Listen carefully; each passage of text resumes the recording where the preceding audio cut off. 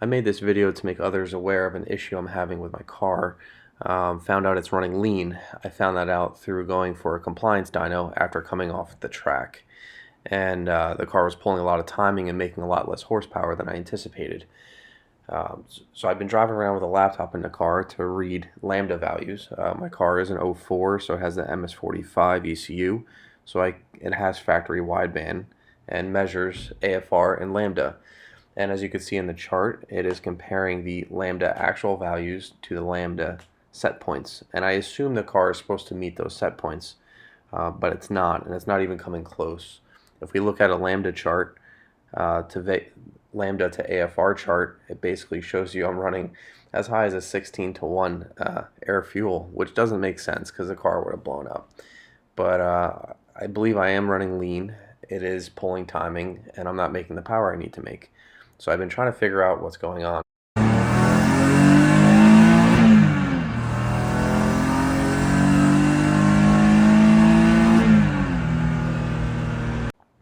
What we just saw is a newly installed AEM air fuel wideband to see what my true AFR is. I welded a bung into the Y pipe of this exhaust. It's capturing readings from both of the headers, and I wanted to see what we're actually running. And it's pretty much staying at 13.9 at wide open throttle, which is pretty lean. But I discovered on how to get it to run at a normal AFR, and you'll be surprised to find out.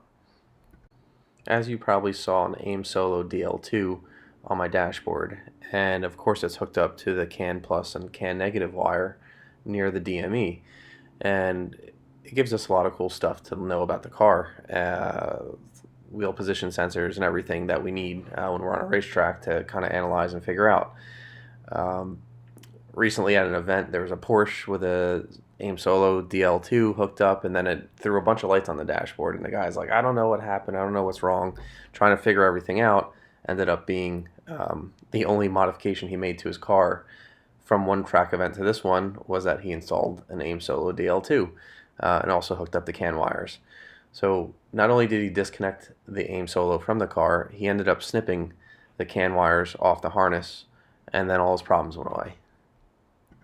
So you're looking at my CAN positive and CAN negative wires snipped from the harness. Right after I did that last pull, I pulled over somewhere, already had my cutters, already had the box, the DME cover open, ready to snip the wires to test this theory to see if it makes any changes for me.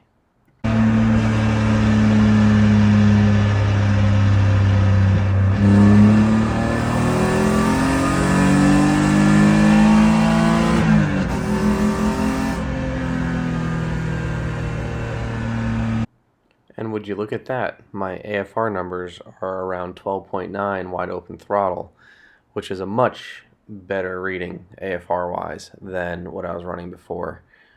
All I did was snip the two CAN wires from the AEM Solo DL2 harness to where it connects to the DME harness. Nothing else. I didn't reset adaptations, I didn't reset anything with the car.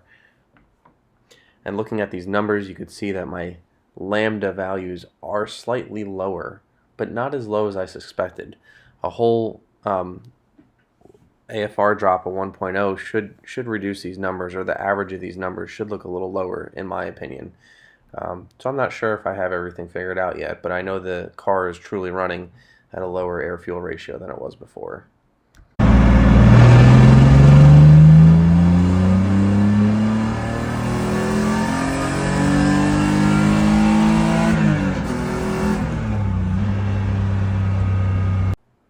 Before doing this pull, I did reset ECU adaptations. It was octane, Lambda, and knock adaptations I reset, and then restarted the DME before going back out on a private course to do this pull.